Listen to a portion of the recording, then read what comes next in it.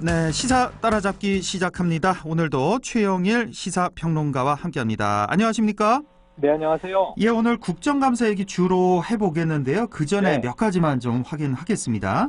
자, 먼저 그 택배 관련 소식인데 네네. 사실 올해만 해도 14명이나 택배 노동자가 사망을 했고요.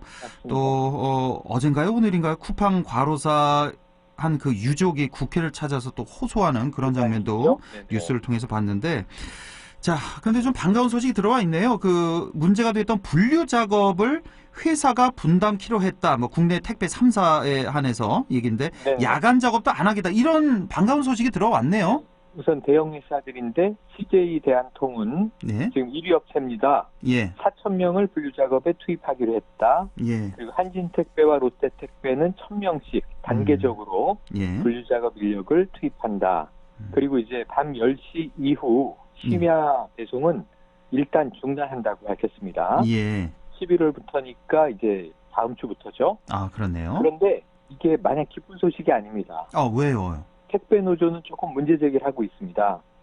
왜냐하면 지금 이 롯데 택배의 경우에 밤 10시 이후 심야 배송을 이 사측이 일방적으로 중단하고 집하 금지해서 이제 사실은 이제 이게 직장 폐쇄에 해당한다는 거예요. 예. 그래서 지금 이 임금도 좀 올리고 여러 가지 처우 개선을 위한 쟁의를 하고 있는 과정인데 예. 여기에 대해서 일방적으로 이 기업이 직장 폐쇄를 했기 때문에 부당하다고 오히려 노조는 항의를 하고 있는 상황이고요. 이렇게 되면 임금이 올라갈 여지가 좀 없어지겠네요. 그러면? 그러니까 지금 교섭이 중단될 가능성이 있죠. 그렇겠네요. 그리고 또 이 단계적으로 1,000명씩 투입한다가 예. 1,000명도 지금 한 이 7분의 1 정도 업무량을 줄여줄 수는 있는데 이 근본적인 해결이 아니고 예. 그리고 단계적이라고 하니 언제부터 몇 명씩을 투입하는지는 미정이다. 그렇네요. 그리고 또 문제는 이 비용을 기사분들에게 덮어씌우면 어떻게 하느냐. 그러니까 회사가 인력을 투입하면 회사가 비용을 내는 걸로 생각하잖아요. 예예. 우리는 노동이 이렇게 힘들다고 하니 열악한 근로조건을 좀 해결해 주시오. 당연히 회사가 하겠지 그러는데 예. 비용 처리의 문제에 대해서 회사 입장이 나온 게 없기 때문에 그동안 기사분들은 그래요? 이게 자영업자로 취급되잖아요. 예예. 특고 노동자이기 때문에 사대보험 가입도 하지 못하게 계약서에 이제 강압적으로 서명하게 했다는 사실도 나왔는데 이 비용을 결국 택배 기사들에게 전가하면 분류 작업이나 배송 작업에 휴가를 갈 때 이분들이 이 대체 인력을 자신들의 비용으로 투입해서 휴가를 써왔거든요. 예. 그러니까 이제 비용에 대한 걱정도 사측이 좀 속 시원하게 해결이 해야 될 것 같습니다. 예, 뭐 마냥 반가운 소식이 아니었군요. 알고 보니까. 예. 회사가 다 부담하는 게 예. 온당하다고 봅니다. 이럴 때 좀 정부라든지 아니면 국회의원들이 좀 나서 줬으면 좋겠네요. 좀 관련 입법을 좀 핫 이슈가 됐어야 하는데 예. 엉뚱한 이 고성만 오가느라고 민생 정책이 이제 다 배제됐던 탓이죠. 그렇군요. 자, 그런가 하면 양심적 병역 거부자의 대체 복무가 오늘부터 시작된 걸로 알고 있는데요. 네네.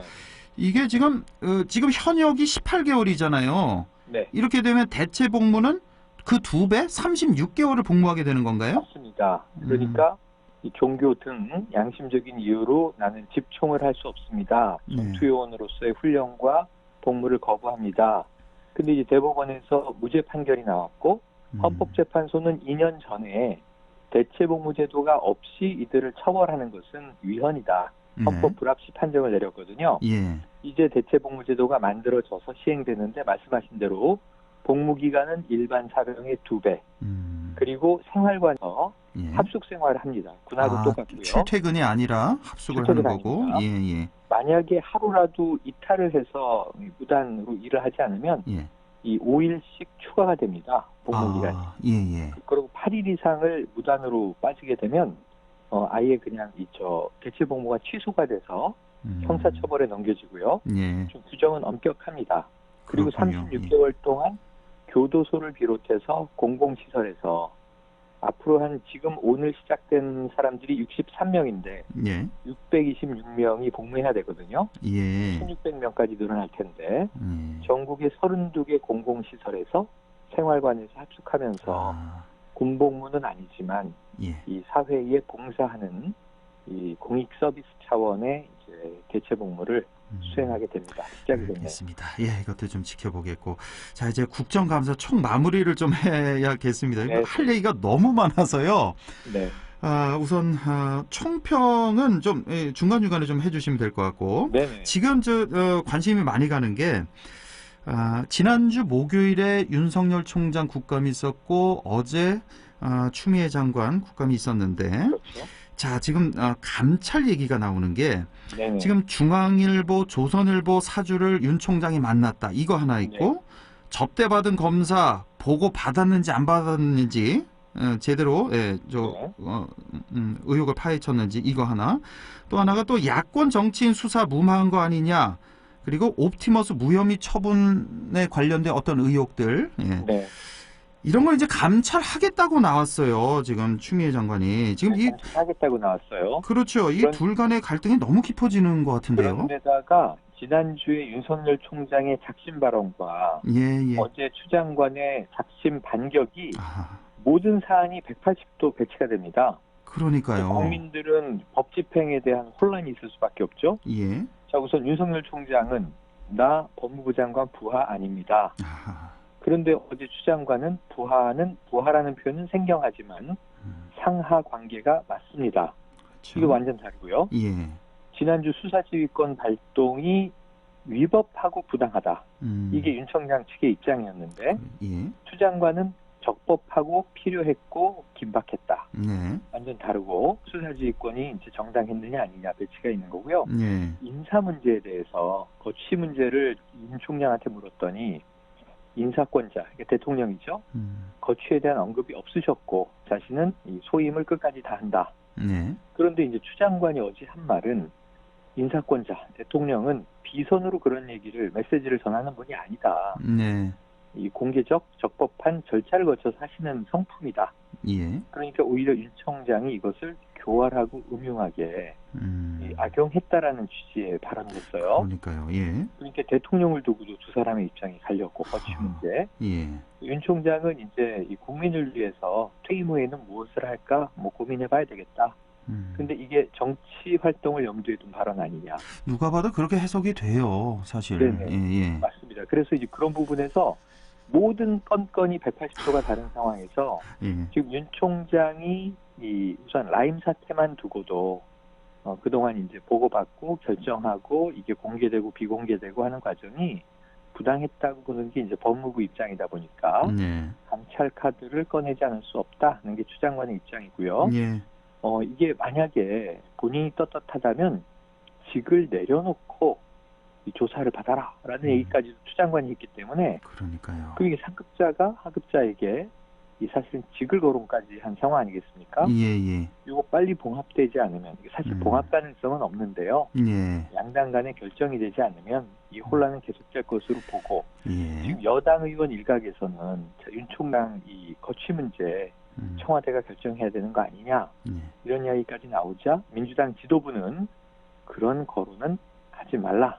입단속에 또 나서기도 했습니다. 그러니까요. 여기서 이제 한 발 좀 더 들어가서 제가 또 최영일 평론가께 좀 여쭤보고 싶은 게 만약에 윤석열 총장이 자리에서 물러난다면 여러 가지 이유로 외압이든 어떤 외부적인 요인이든 물러난다면 그게 국민의힘에 도움이 될까 민주당에 도움이 될까 이거 어떻게 해석해야 될까요? 지금 만약에 내년 4월 재보선과 내후년 이제 3월이면 닥쳐올 이제 차기 대선을 바라보면요, 윤 총장과 이 추미애 장관의 이 어떤 격돌은 일단은 정부 여당에는 크게 부담이 되죠. 그렇죠. 크게 부담이 되는데 이 지지층에서는 검찰 개혁의 저항을 물리치는 과정으로 보고 있고요.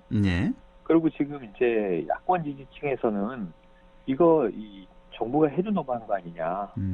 검찰총장까지 흔들면서 그러니까요. 지금 이제 민주당의 독선으로 흐르고 있다. 그래서 공수처 설치 문제에 대해서 국민의힘은 계속 게시타프 얘기를 하고 있지 않습니까? 그러니까 완전히 이제 시각이 또 양 진영에서 극과 극이기 때문에 문제는 정부 여당에는 마이너스가 되는 것은 확실한데 정말 치명적으로 타격을 줄까?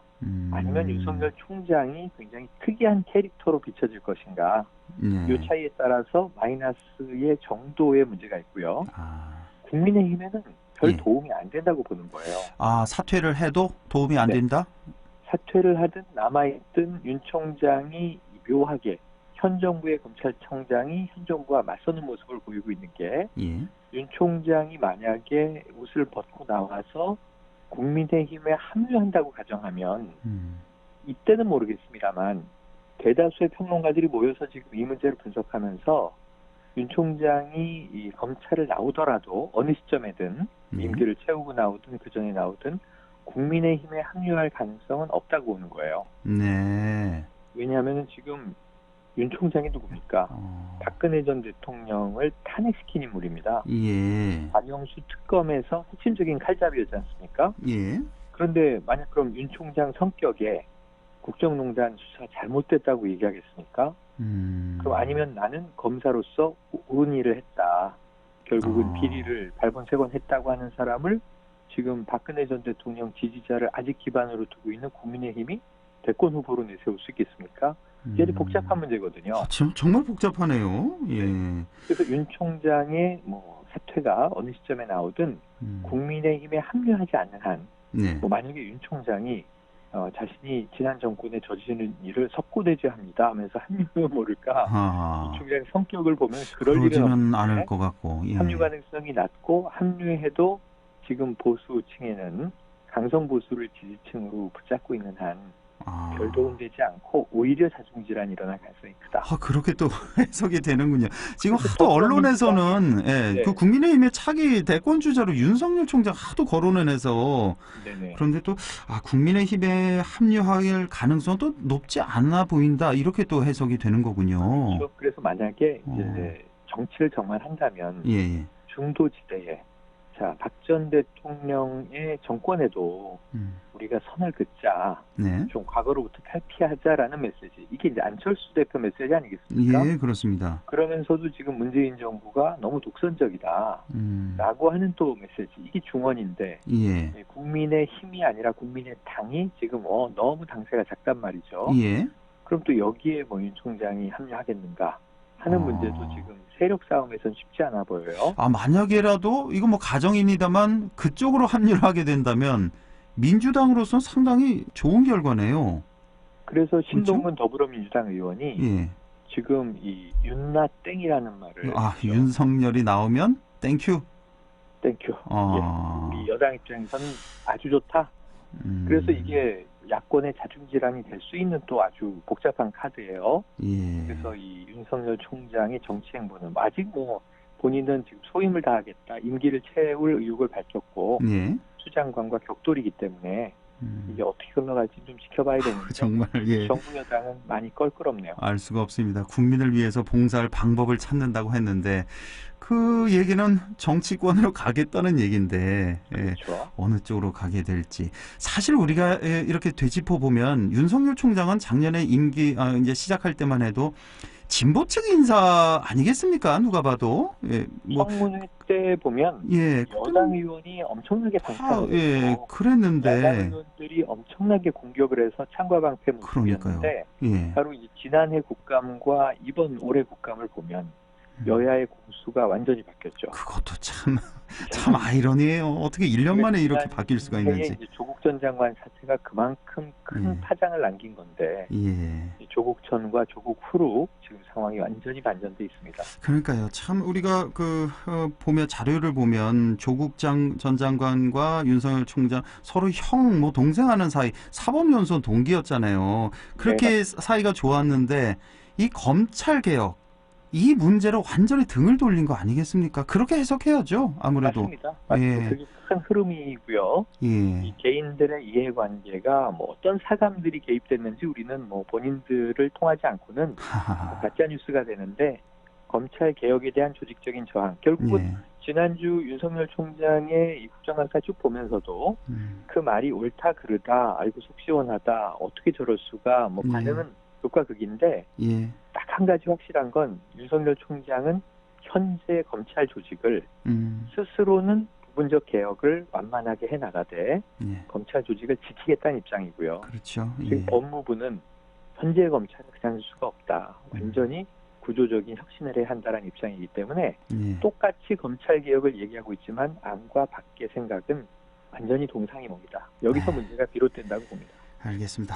우리 최영일 평론가와 얘기하면 항상 시간이 모자라서 다음 개편 때 시간을 좀 늘려볼 지금 되겠네요. 네. 생각을 갖고 있습니다. 다음 주에 또 뵙겠습니다. 고맙습니다. 네, 고맙습니다.